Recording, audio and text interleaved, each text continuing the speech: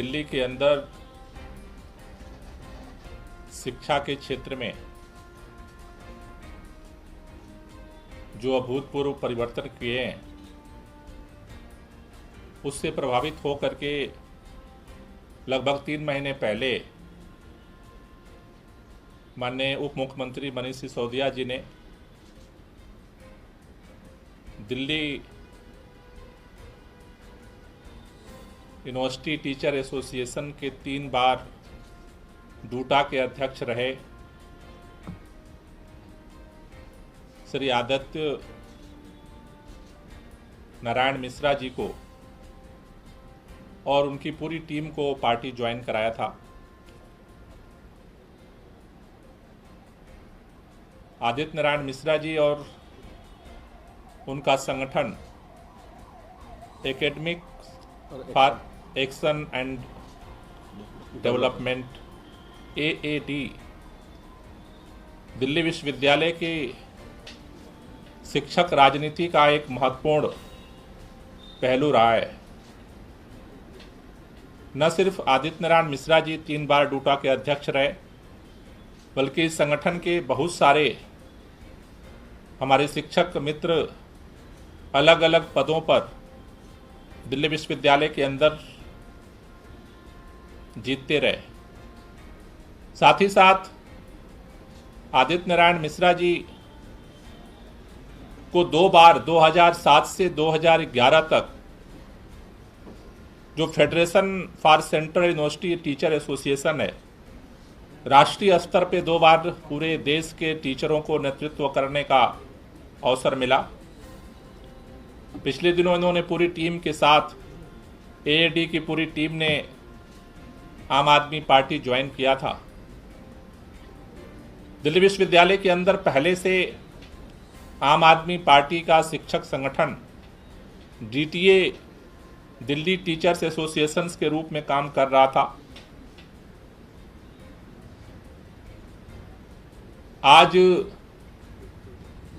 सभी शिक्षकों, सभी टीमों से बातचीत करने के बाद पार्टी ने 2 निर्णय लिया है कि शिक्षक और उच्च शिक्षा के क्षेत्र में दिल्ली के अंदर भी और देश के अंदर भी जो तमाम लोग आज राष्ट्रीय जो राजनीतिक परिस्थितियां हैं, उसको देखते हुए आम आदमी पार्टी के साथ जुड़ करके इस बदलाव की राजनीति के लिए, शिक्षक हित के लिए, शिक्षा के परिवर्तन के लिए जो काम करना चाहते हैं, उसके लिए राष्ट्रीय स्तर पे हमने शिक्षक संगठन बनाने का निर्णय लिया है। और जो टीचर एसोसिएशन हम बना रहे हैं, AAD और DTA को मिला करके जो राष्ट्रीय स्तर पे संगठन हमारा होगा, उसका नाम AADTA होगा और ये संगठन पूरे देश के अंदर काम करेगा। AADTA, तो ये AAD और DTA को मिला करके ये ज्वाइंट संगठन का नाम दिया गया है AADTA।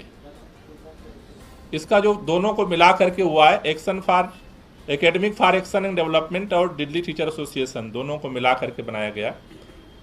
तो अभी ये ज्वाइंटली अब मिल करके ये संगठन इसी बैनर से पूरे देश भर में काम करेगा और पूरे देश में इस संगठन के निर्माण के लिए 8 सदस्यीय टीम का गठन किया गया है। इस 8 सदस्यीय टीम में doctor Aditya Narayan Mishra, professor doctor Narendra Kumar Pandey, professor doctor Sangeeta Rai, professor doctor Premchand, professor doctor Rajesh Jha, professor doctor Tabrez Alam Khan, professor doctor TN Ojha और प्रोफेसर मनोज सिंह। ये 8 सदस्यीय टीम होगी, जिसमें नेशनल इंचार्ज, राष्ट्रीय प्रभारी की जिम्मेदारी प्रोफेसर डॉक्टर जो है आदित्य नारायण मिश्रा जी को पार्टी की तरफ से दी जा रही है। जो पहले भी देश भर में काम किए हैं, तो इनके अनुभव के आधार पर देश के अलग अलग यूनिवर्सिटीज़ में, अलग अलग जगहों पर, central universities plus state university, दोनों जगहों पे संगठन के निर्माण के काम को जो है ये जो नेशनल टीम बनाई गई है ये काम करेगी। इसके साथ साथ दिल्ली के अंदर भी संगठन की गतिविधियां अब इसी बैनर के तले की जाएंगी और अभी डीटीए की टीम और एएडी की दिल्ली की जो यूनिट्स है उनसे मिला करके दिल्ली में इसके लिए दिल्ली टीचर्स की एक कोर कमेटी जो है वो गठित की जा रही है, जो कोर कमेटी आगामी दिनों में दिल्ली विश्वविद्यालय के टीचर्स के जो इलेक्शंस होंगे उसमें भी वो पार्टिसिपेट करेगी और मिल करके उच्च शिक्षा के क्षेत्र में भी कैसे परिवर्तन हो सकते हैं, जनता के हित में, लोगों के हित में। नई शिक्षा नीति आने के बाद कई तरह के प्रश्न पैदा हुए हैं, तो उन सारे सवालों को लेकर के ये दिल्ली टीचर्स की जो कोर कमेटी है वो काम करेगी। आगामी 2-3 महीने पर देश भर में दौरे का काम ये टीम करेगी और उसके बाद राष्ट्रीय स्तर पे शिक्षक सम्मेलन पार्टी की तरफ से जो है वो आयोजित किया जाएगा, जिसमें और राष्ट्रीय स्तर पे टीमों के गठन, पदाधिकारियों के गठन की कार्रवाई को हम आगे बढ़ाएंगे। कुछ कहना चाहिए? मैं आदित्य नारायण मिश्रा जी से चाहूँगा कुछ। सर, आपने सारा चीज़ विस्तार से बता दिया है। मंच पर यहाँ पर मेरे साथ श्री गोपाल राय जी, ऑनरेबल मिनिस्टर, संजीव झा जी, जो हमेशा एक पथ प्रदर्शक के रूप में भी हमारे काम करते रहे हैं और is the best coordinator person to have, और मेरे साथ प्रोफेसर तबरेज आलम खान, जो बहुत ही अनुभवी जामिया टीचर एसोसिएशन का 2 बार उन्होंने नेतृत्व किया है और मेरे साथ federation of central university teacher association में जनरल सेक्रेटरी भी रहे हैं। हमारे साथ TN ओझा जी, प्रोफेसर हिंदी, और नरेंद्र पांडे जी, मनोज जी, प्रेमचंद जी, प्रोफेसर राजेश झा, जो 2 बार एग्जीक्यूटिव काउंसिल का चुने हुए सदस्य रहे, जो हाईएस्ट बॉडी होती है डिसीजन मेकिंग का, और साथ साथ संगीता राय, जो डूटा एग्जीक्यूटिव का 2 बार सदस्य रही हैं। और हमारे साथ इन तमाम साथियों के साथ मैं सबसे पहले मैं आभार प्रकट करता हूं श्री गोपाल राय जी का, Shri honourable chief minister Delhi Arvind Kejriwal ji का, और श्री मनीष सिसोदिया जी का, जो ऑनरेबल डेप्यूटी चीफ मिनिस्टर हैं, और बाकी संजीव झा जी का, और तमाम जो आम आदमी पार्टी के जो संगठन में कार्य कर रहे हैं, हमारे सभी सीनियर सभी लोगों का मैं आभार प्रकट करता हूं। अपने सारे टीम के तरफ से मैं ये आभार तहे दिल से प्रकट करता हूं कि आपने सर मेरे ऊपर भरोसा रखा, हमारे टीम के ऊपर भरोसा रखा, और आज उच्च शिक्षा एक संकट की स्थिति से गुजर रही है। न्यू एजुकेशन पॉलिसी के नाम पर सेंट्रल गवर्नमेंट के द्वारा जो पॉलिसी अनफोल्ड की गई है वो एक दस्तावेज है प्राइवेटाइजेशन का। गवर्नमेंट का फंडिंग घटता गया है। कहीं 4-5 साल 7 साल पहले जो 4.7% था, आज घट करके 2.50% में आ गया, और उसमें भी हेफा का लोन सम्मिलित है, लोन अनुदान नहीं होता है। रिसर्च की बात करें, जहां यूजीसी का रिसर्च 107 करोड़ रिसर्च प्रोजेक्ट्स के लिए मिलता था 2015-16 में, पहले की बात नहीं कर रहा हूं, ज़्यादा पैसा था, अब वो घट करके मात्र 3 करोड़ में सिमट गया है। और ये बात करते हैं make in India, made in India का, और जितने राष्ट्र भर में जितने रिसर्च ऑर्गेनाइजेशन है उसमें जो लोग काम कर रहे हैं उनका स्कॉलरशिप में 60% कटौती हुई है, 60%, और उनका अनुदान में आज मैटर ऑफ द फैक्ट ये है कि लाइब्रेरीज में किताब नहीं है और लेबोरेटरीज में केमिकल नहीं है, they are going dry, the laboratories are dry, कोई नई इक्विपमेंट खरीदा नहीं जा रहा है। और इन तमाम चीज़ों के लिए स्टूडेंट्स का जो डेवलपमेंटल फंड होता है उसको यूज किया जाता है, जो स्टूडेंट का कंट्रीब्यूशन है, जिसको हम छूते भी नहीं थे। साथ साथ एक और आपदा का स्थिति पैदा हुई है। देश भर में लोग एडहॉक कॉन्ट्रैक्चुअल टेम्पररी के राह पर काम कर रहे हैं। आम आदमी पार्टी का संकल्प है, जो संकल्प आज पंजाब में दिखने के लिए मिला है। आज पंजाब ने जितने टीचर्स पढ़ा रहे थे, 7,000 प्लस टीचर्स और यूनिवर्सिटी में जितने कर्मचारी थे जो तदर्थ के रूप में काम कर रहे थे, उन सबको एक स्ट्रोक में परमानेंट किया, सबको लेटर भी दिया। इससे ज़्यादा सम्मानजनक बात नहीं हो सकता है। जो शिक्षक क्लासरूम में डरता रहेगा कि मेरा कल क्या होगा, वो शिक्षा क्या देगा। मैं अप्रिशिएट करता हूं, तहे दिल से मैं स्वागत करता हूं और बधाई देता हूं पंजाब सरकार का। और वही मॉडल है जो देश भर में हम लाना चाहते हैं। आज दिल्ली विश्वविद्यालय में अपॉइंटमेंट्स चल रहे हैं। 15 साल 18 साल काम करने के बाद, तमाम योग्यताओं के बाद लोगों को निकाल दिया जा रहा है। उनका क्या बीत रहा है किसी ने देखा है? ये मानवीय चेहरा है। हम डूटा जनरल बॉडी का रेजोल्यूशन है कि सबको स्थायी रूप में रखना चाहिए, सबको एब्जॉर्ब करना चाहिए। मनीष सिसोदिया जी ने पहले, honourable deputy chief minister has made a statement earlier कि इन सबको हम लोग एब्जॉर्ब करना चाहते हैं, लेकिन ये केंद्र का मसला है। दिल्ली विश्वविद्यालय का जो हमें पता है कि एग्जीक्यूटिव काउंसिल और एकेडमिक काउंसिल और यूजीसी का रेगुलेशन के तहत होती है, इनके सरकार बिल्कुल मूक और बधिर हो चुकी है। दरअसल हर रोज 15 साल 18 साल 12 साल काम करने के बाद हमारे शिक्षिकाएं, हमारे जो शिक्षक साथी है, नौकरी से उनको बेदखल किया जा रहा है। आगे वो क्या करेंगे? उनका ईएमआई कहां से जाएगा? उनके बच्चों का फीस कहां से देंगे?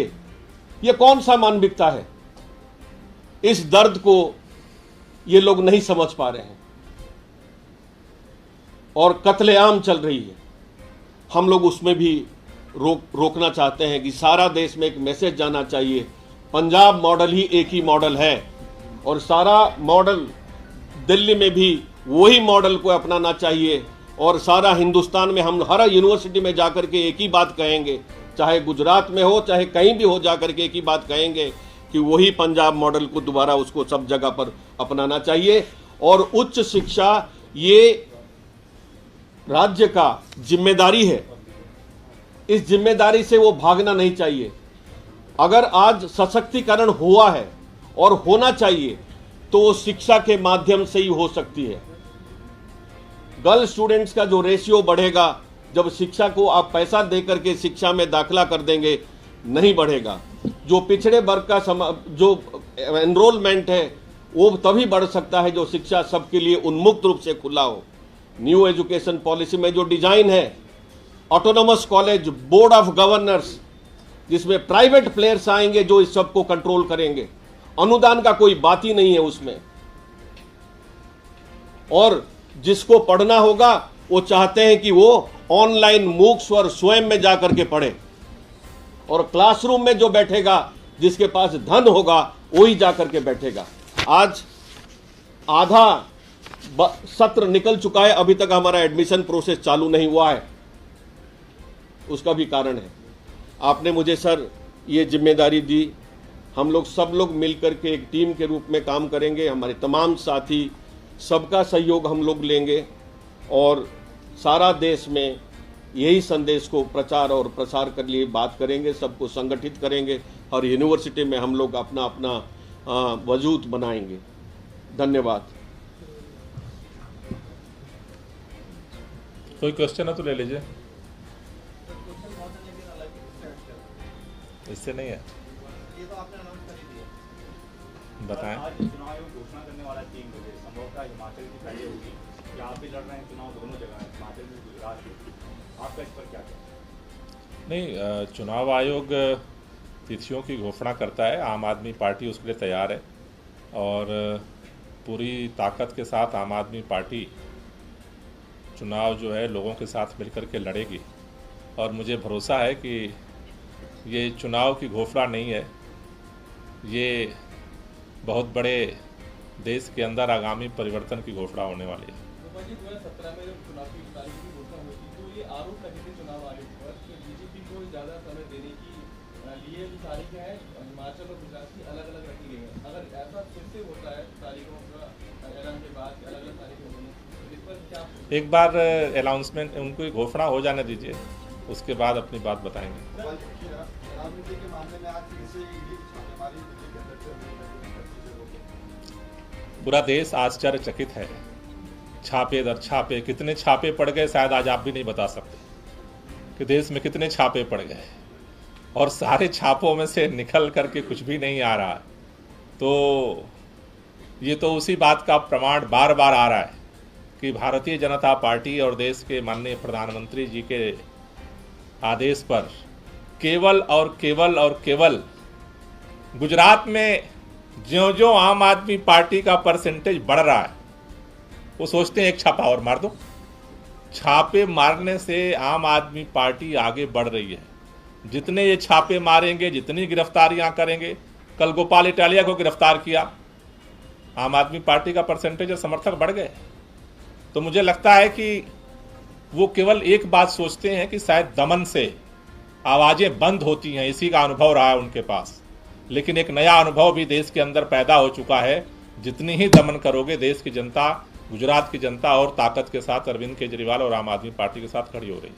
एक सवाल और है, गोपाल इटालिया की तरफ से एक और वीडियो सामने आया है जिसमें ये कहा गया कि पीएम मोदी की नौटंकी करती है, आज जिस पर स्मृति ईरानी ने भी हमला बोला है आम आदमी पार्टी और अरविंद केजरीवाल। गोपाल इटालिया की तरफ से वीडियो नहीं आया है, भाजपा की तरफ से वीडियो आया है। एक video, 2 video, 3 video, 4 video, 5 video, मुझे लगता है कि अभी और वीडियो उन्होंने काट के रखे होंगे। आप ये समझने की कोशिश करिए कि कितना डर है। गुजरात के अंदर क्या हो रहा है, इसका अंदाजा केवल इससे लग रहा है। भारतीय जनता पार्टी के पास 27 साल के शासन काल में कुछ भी बताने के लिए नहीं बचा है। रोजाना बताते हो, देखो देखो देखो गोपाल इटालिया का ये वीडियो आ गया, देखो देखो देखो गोपाल इटालिया का ये वीडियो आ गया। गोपाल इटालिया के वीडियो के आधार पर गुजरात का चुनाव नहीं हो रहा है। गुजरात का चुनाव, गुजरात के अंदर 27 साल के अंदर जो शिक्षा व्यवस्था जर्जर हुई, उस पर चुनाव हो रहा है। उसका वीडियो जारी क्यों नहीं करती भाजपा? बेरोजगारी का जो आलम है उसका वीडियो क्यों नहीं जारी करती भाजपा? स्वास्थ्य का जो आलम है उस पर वीडियो क्यों नहीं जारी करती? शराब, जहरीले शराब से मरे हैं लोग, और गोपाल इटालिया और पाटीदारों की ये वीडियो की बात करते हैं। उस समय भाजपा नहीं बोल रही थी जब लाशें बिछाई गई थी पाटीदार नौजवानों के।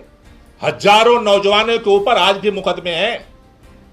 माताओं के गोद खाली हुए हैं, गोद, उस गुजरात के अंदर। आज भी वो नफरत नहीं भुला पा रहे। मुझे लगता है गुजरात का चुनाव आज खड़ा हो चुका है, बदलाव चाह रहा है।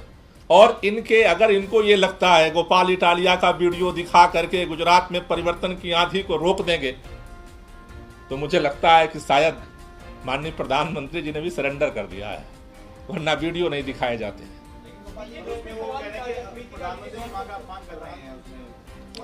एजेंडा ये है ही नहीं। वो तो रोजाना एक बात कहते हैं, आज इसका हो गया, आज उसका हो गया, आज उसका हो गया, आज उसका हो गया।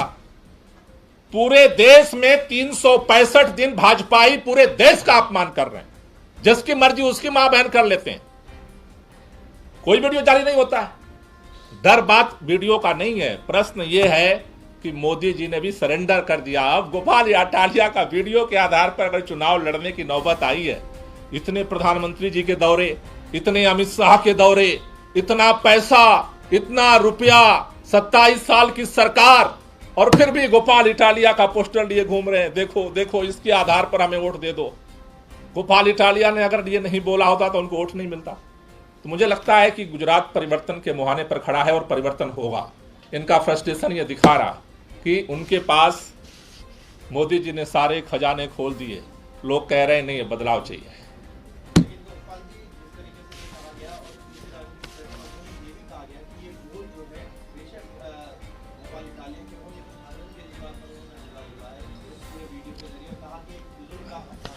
उनके पास ऑप्शन क्या है?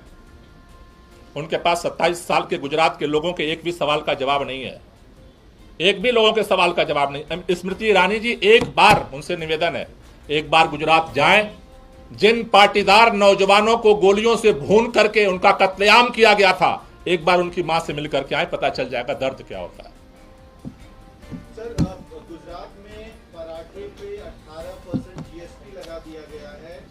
रोटी पे 5%, पराठे पे 18%, लग्जरी आइटम बताया जा रहा है पराठे पे।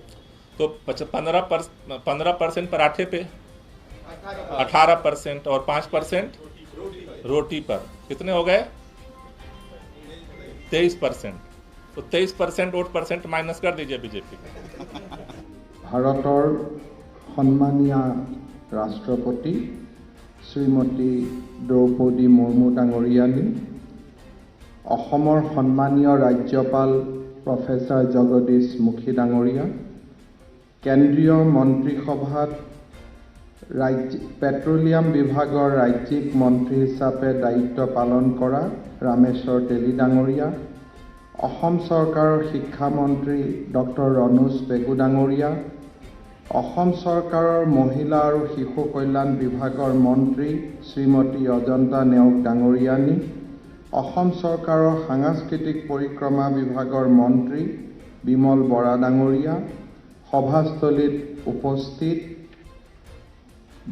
সুধী মণ্ডলী, কেন্দ্ৰ আৰু ৰাজ্য চৰকাৰৰ বিভিন্ন উন্নয়নমূলক প্ৰকল্পৰ উদ্বোধন আৰু আধাৰশিলা স্থাপন উপলক্ষে শ্ৰীমন্ত শংকৰদেৱ কলাক্ষেত্ৰত আয়োজিত এই গাম্ভীৰ্যপূৰ্ণ অনুষ্ঠানলৈ মই ভাৰতবৰ্ষৰ মাননীয় ৰাষ্ট্ৰপতি শ্ৰীমতী দ্ৰৌপদী মুৰ্মু মহোদয়াক আদৰণি জনাইছোঁ। আমাৰ বাবে গৌৰৱৰ বিষয় যে ৰাজ্যখনৰ বিকাশৰ যাত্ৰাক অধিক গতিশীল কৰি তুলিবলৈ মাননীয় ৰাষ্ট্ৰপতি মহোদয়া আমাৰ মাজত আজি উপস্থিত হৈছে। দেশৰ ৰাষ্ট্ৰপতিৰ সন্মানীয় পদ অলংকৃত কৰাৰ পিছত অসম ভূমিলৈ এইটো তেখেতৰ প্ৰথম ভ্ৰমণ। মই অসমবাসীৰ হৈ মাননীয় ৰাষ্ট্ৰপতি মহোদয়াক পুনৰবাৰ এই পবিত্ৰ ৰাজ্যখনলৈ স্বাগতম জনাইছোঁ। আপোনাৰ আগমনে পবিত্ৰ অসম ভূমিৰ গৰিমা দুগুণ বৃদ্ধি কৰিছে। আপোনাৰ আগমনে আমাক আনন্দিত আৰু গৌৰৱান্বিত কৰিছে। ভাৰতবৰ্ষৰ গৰ্বিত জনজাতীয় সমাজক প্ৰতিনিধিত্ব কৰা মাননীয় মুৰ্মু মহোদয়া দেশৰ গণতান্ত্ৰিক ইতিহাসত নজিৰ সৃষ্টি কৰি সন্মানীয় ৰাষ্ট্ৰপতিৰ পদ অলংকৃত কৰিছে। জীৱনৰ অজস্ৰ ঘাত প্ৰতিঘাত সাহসেৰে মোকাবিলা কৰি আজীৱন জনসেৱাত নিস্বাৰ্থভাৱে আত্মনিয়োগ কৰা শ্ৰদ্ধাৰ মুৰ্মু মহোদয়া লক্ষ লক্ষ ভাৰতবাসীৰ অনুপ্ৰেৰণাৰ উৎস। দেশবাসীক তেখেতৰ অসাধাৰণ জীৱন কাহিনীয়ে শক্তি আৰু সাহস দিছে। চাওতালী পৰিয়ালৰ কন্যা মুৰ্মু মহোদয়াৰ অসম ভূমিৰ সৈতে আছে এক দীঘলীয়া সম্পৰ্ক। পূৰ্বে ৰাজ্যৰ বিভিন্ন স্থান ভ্ৰমণ কৰি অসমখনক তেখেতে বুজি উঠিছে।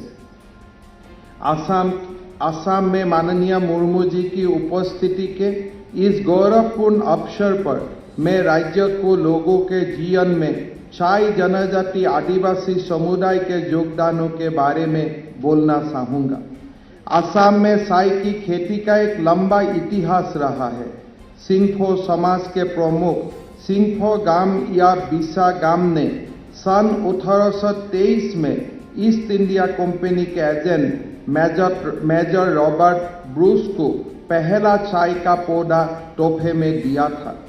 तभी अंग्रेजों का असम के जंगलों में चाय के पेड़ों का बारे में पता चला था।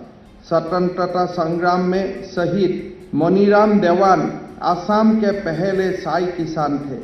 असम में चाय की खेत में पहले सिंगफो, दूसरे कसारी, तीसरे नागा और चौथे चीनी मजदूर कार्यरत थे। बाद में बिहार, बंगाल, उड़ीसा, मध्य प्रदेश, आंध्र प्रदेश आदि राज्य के विभिन्न हिस्सों से श्रमिकों को चाय बागान में लगाया गया था। सन 1911 में असम के जोरहाट में चाय प्रयोगशाला की स्थापना की गई थी। यही दुनिया की पहले चाय प्रयोगशाला है। सन 1838 के मार्च महीना में असम की चाय पत्तियों को पहला बार लंदन भेजा गया था। प्रत्येक समाज की अपनी निजी संस्कृति होती है। चाय जनजाति समुदाय की भी अपना अपना संस्कृति है। अपनी संस्कृति होने का बावजूद जनजाति समुदाय भी असमिया संस्कृति में शामिल हो गए हैं। चाय बागानों की संस्कृति में असमिया संस्कृति का प्रभाव रहा है। इसका कारण दोनों समाजों की संस्कृतियां एक दूसरे के संस्कृति के करीब आ गई है। चाय बागानों पर आधारित कोई असमिया फिल्मों का निर्माण किया गया है। असमिया गीतों और फिल्मों में चाय जनजाति आदिवासी समुदाय के संस्कृति का झलक मिलती है।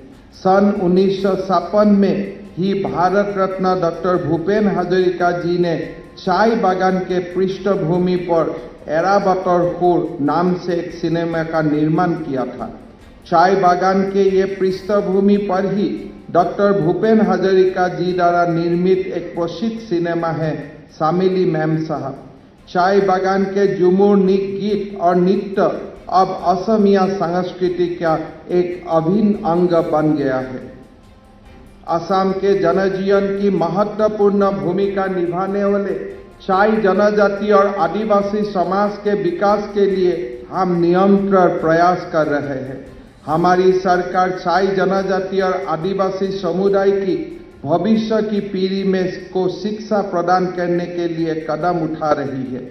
आज के इस समारोह ने माननीय राष्ट्रपति महोदय अपने कर कमलों से ऐसी 100 मॉडल हाई स्कूलों की आधारशिला रखे। इस महान उद्देश्य के लिए इस विशेष कार्यक्रम का आयोजन करते हुए हमें बेहद खुशी हो रहा है। हमारे राज्य में लगभग 70 लाख चाय जनजाति आदिवासी लोग निवास करते हैं। चाय बागानों के छात्रों को शिक्षा प्रदान करने के लिए बागान का अधिकारियों ने शुरुआत में कोई प्राथमिक विद्यालयों की स्थापना की थी।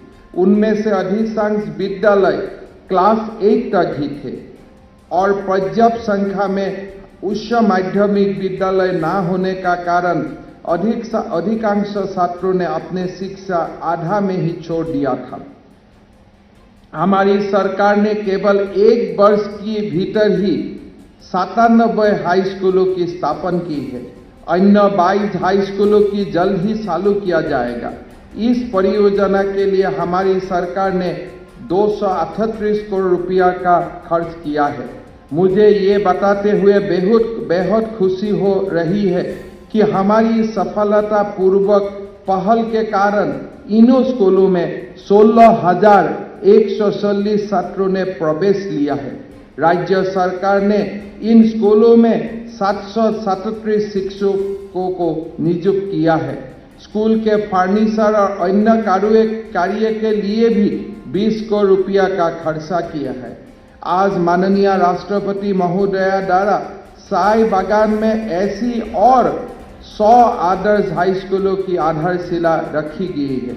यही विद्यालय चाय जनजाति और आदिवासी समाज का नई पीढ़ी को उत्कृष्ट शिक्षा प्रदान करेगा। इसी के साथ मुझे ये बताते हुए खुशी महसूस हो रही है कि राज्य के प्रत्येक चिकित्सा महाविद्यालय में चाय जनजाति आदिवासी छात्रों के लिए 3 सीट आरक्षित किया गया है। अर्थात 9 चिकित्सा महाविद्यालय में कुल 27 सीट उनके लिए आरक्षित किया गया है। हमारी सरकार का ये एक हिस्सा है कि आगे जाके हम 4 चाय बागानों में एक हाई स्कूल का निर्माण करेगा और 15 हाई स्कूल का बीच टी गार्डन का बीच में एक कॉलेज का हम लोग निर्माण करेगा और ये पूरा कार्यक्रम हम 2026 का आगे पूरा करेगा। आज की इसी समारोह में माननीय राष्ट्रपति महोदय राज्य में 3000 नया मॉडल आंगनबाड़ी केंद्रों का उद्घाटन किया है। इस परियोजना की कुल लागत है 750 करोड़ रुपए। शिशुओं के मानसिक, बौद्धिक और सामाजिक विकास में आंगनबाड़ी केंद्रों की भूमिका महत्वपूर्ण है। हमारी सरकार राज्य में आंगनबाड़ी केंद्रों को आदर्श केंद्र में परिवर्तित करने के लिए प्रयास कर रहा है। हमने राज्य में कुल 7,000 आदर्श आंगनबाड़ी केंद्र निर्माण करने का लक्ष्य लिया है। 25 लाख रुपया के व्यय से प्रत्येक आदर्श आंगनबाड़ी केंद्र का निर्माण किया जाएगा। राज्य में लगभग 1000 मॉडल आंगनबाड़ी केंद्र हाल ही में खोले गए हैं।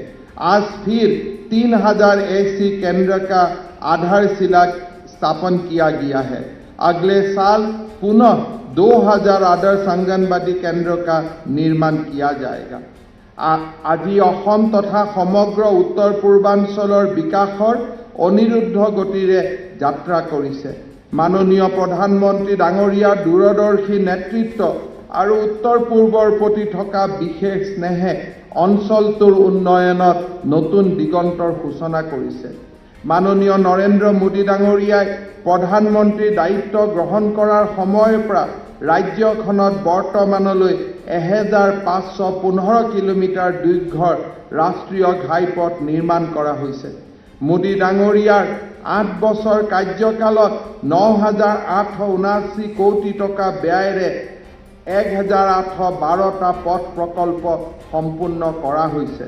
তদুপৰি 23492 কোটি টকাৰে ৰূপায়ণ কৰা 894 কিলোমিটাৰ দৈৰ্ঘ্যৰ পথ যোগাযোগৰ প্ৰকল্পৰ কাম ৰাজ্যত চলি আছে। আনহাতে যাতায়াত খণ্ডৰ উন্নয়নৰ অবিৰত যাত্ৰাৰ অংশ হিচাপে আজি মাননীয় ৰাষ্ট্ৰপতি মহোদয়ৰ দ্বাৰা কেইবাটাও পথ প্ৰকল্পৰ উন্মোচন কৰা হৈছে। 53 নং ৰাষ্ট্ৰীয় ঘাইপথৰ শিলচৰৰ পৰা বদৰপুৰলৈ 4.15 কিলোমিটাৰ 2 লেনযুক্ত পথ, 52 ক ৰাষ্ট্ৰীয় ঘাইপথৰ গহপুৰৰ পৰা হলঙিলৈ 10.8 কিলোমিটাৰ দৈৰ্ঘ্যৰ লেন পথ দুটা আজি মাননীয় ৰাষ্ট্ৰপতি মহোদয়ে মুকলি কৰিছে। তদুপৰি 37 নং ৰাষ্ট্ৰীয় ঘাইপথৰ ডিব্ৰুগড় জিলাৰ লাহুৱাল চাবুৱা বাইপাছৰ লেপেটকাটাৰ পৰা কান্দুলিবাৰী গ্ৰাণ্ড গাঁও আৰু কান্দুলিবাৰী গ্ৰাণ্টৰ পৰা নল নিগুলিয়ালৈ পথছোৱা 4 লেনযুক্ত পথলৈ উন্নীতকৰণৰ দুটা অভিলাষী প্ৰকল্পৰ আধাৰশিলা স্থাপন কৰা হৈছে। এই প্ৰকল্পকেইটাৰ ৰূপায়ণৰ ফলস্বৰূপে ব্ৰহ্মপুত্ৰ আৰু বৰাক উপত্যকাৰ লগতে চুবুৰীয়া ৰাজ্যৰ সৈতেও পথ যোগাযোগ ব্যৱস্থা অধিক সুচল হৈ পৰিব। মাননীয় প্ৰধানমন্ত্ৰী ডাঙৰীয়াই উত্তৰ পূৰ্বাঞ্চলক ভাৰতৰ বিকাশৰ নতুন ইঞ্জিন হিচাপে গঢ়ি তুলিবলৈ যাতায়াত খণ্ডত গুৰুত্ব আৰোপ কৰিছে। আজি মাননীয় ৰাষ্ট্ৰপতি মহোদয়ে ৰেল খণ্ডৰ লগত জড়িত কেইবাটাও ঐতিহাসিক পদক্ষেপৰ শুভাৰম্ভ কৰিছে। আজি মাননীয় ৰাষ্ট্ৰপতি মহোদয়ে মেঘালয়ৰ একমাত্ৰ ৰেলৱে ষ্টেচন মেন্দিপথাৰ পৰা নাগালেণ্ডৰ নতুনকৈ নিৰ্মাণ কৰা চকুভি ৰেল ষ্টেচনৰ মাজত ৰেল সেৱাৰ ফ্লেগ অফ কৰিছে। প্ৰায় 100 বছৰ বিৰতিৰ মূৰত নিৰ্মাণ কৰা চকুভি হৈছে नागालैंडर द्वितीय रेल स्टेशन। नागालैंड में पहला रेलवे स्टेशन 100 साल पहले बनाया गया था। ये दूसरा रेलवे स्टेशन 100 साल का बाद प्रधानमंत्री मोदी जी ने निर्माण किया। माननीय राष्ट्रपति महोदय गुवाहाटी राती काखरिया आगियाथुरी एक अत्याधुनिक कार्गो काम कौशिक टार्मिनेल निर्माणर आधारशिला स्थापन करिছে। এই পদক্ষেপে সামগ্ৰী পৰিবহনৰ সুব্যৱস্থাপনাত বিশেষভাৱে সহায় কৰিব। তৈল খণ্ডত উত্তৰ পূৰ্বাঞ্চলৰ এক সমৃদ্ধিশালী ইতিহাস আছে। ভাৰতবৰ্ষৰ তেল আৰু প্ৰাকৃতিক গেছৰ প্ৰথম আৱিষ্কাৰ হৈছিল উত্তৰ পূৰ্বত। দেশৰ 18% তেল আৰু গেছৰ ভাণ্ডাৰ হৈছে উত্তৰ পূৰ্বত। আমাৰ অঞ্চলৰ হাইড্ৰকাৰ্বন খণ্ডৰ পৰ্যাপ্ত বিকাশৰ প্ৰতি লক্ষ্য ৰাখি কেন্দ্ৰীয় চৰকাৰে ইতিমধ্যে নৰ্থ ইষ্ট হাইড্ৰকাৰ্বন ভিছন 2030 মুকলি কৰিছে। শক্তি খণ্ডত ৰাজ্যখনক স্বাৱলম্বী কৰা আৰু ডাউনষ্ট্ৰীম ইণ্ডাষ্ট্ৰী নেটৱৰ্ক অধিক শক্তিশালী কৰাটো চৰকাৰৰ লক্ষ্য। তাৰ বাবে শিলচৰৰ মইনা বন্দৰত অইল ইণ্ডিয়াই নিৰ্মাণ কৰা ৰাজ্যৰ 10 নম্বৰ ডিপোটো মাননীয় ৰাষ্ট্ৰপতি মহোদয়ে শুভ উদ্বোধন কৰিব। এই ডিপোৱে সমগ্ৰ বৰাক উপত্যকাৰ লগতে চুবুৰীয়া ৰাজ্য ক্ৰমে ত্ৰিপুৰা, মণিপুৰ আৰু মিজোৰামৰ এনাৰ্জি সিকিউৰিটিত সহায় কৰিব।